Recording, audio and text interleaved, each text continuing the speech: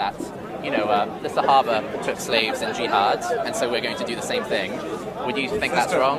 Can I ask you to not discuss this? No, please don't slander me, Adnan. No, I'm not slandering. Well, you are slandering me. Because what he does,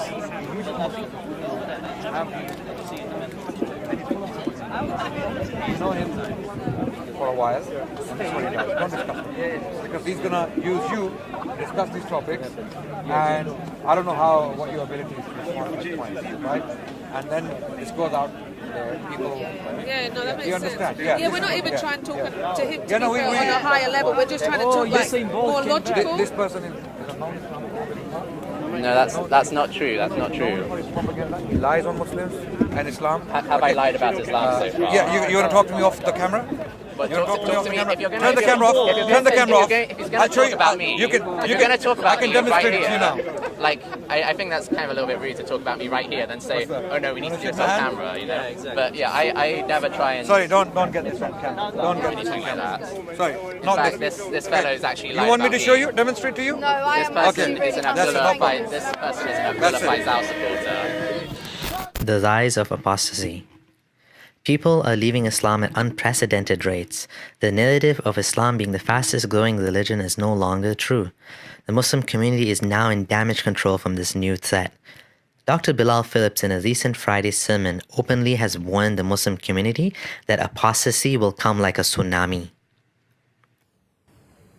And if we don't take constructive steps to deal with this, it is going to become an avalanche, a tsunami that is going to hit our community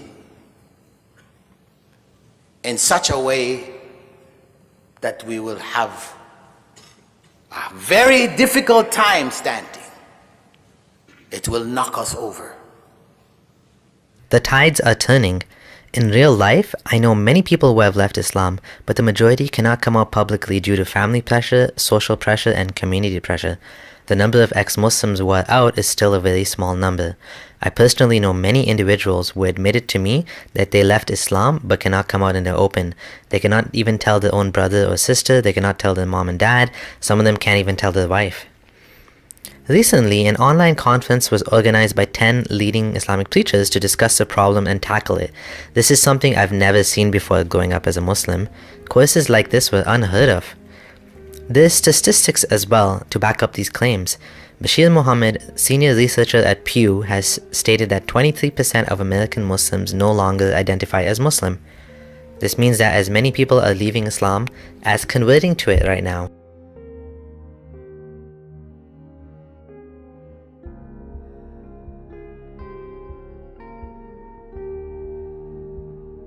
On the surface, they're pushing these slogans, Islam is the fastest growing religion, your grandchildren will be Muslims, your children will be Muslims, and then, inside the mosque, they're having these conversations. That is exactly what is happening in the Muslim community. I think it's unfortunate that, by the way, I spoke to the guy who Bilal Phillips was talking about in that video, the young Somali man that his family took him to speak to Bilal Phillips, and I know so many people like that. So many people. A lot of them still call themselves Muslims because unfortunately there's just too much risk to their life. Not to them being killed, but there's too much, it'll be too unsettling to them to tell their family they're not Muslim. Either their wife will leave them, their parents will, have a breakdown.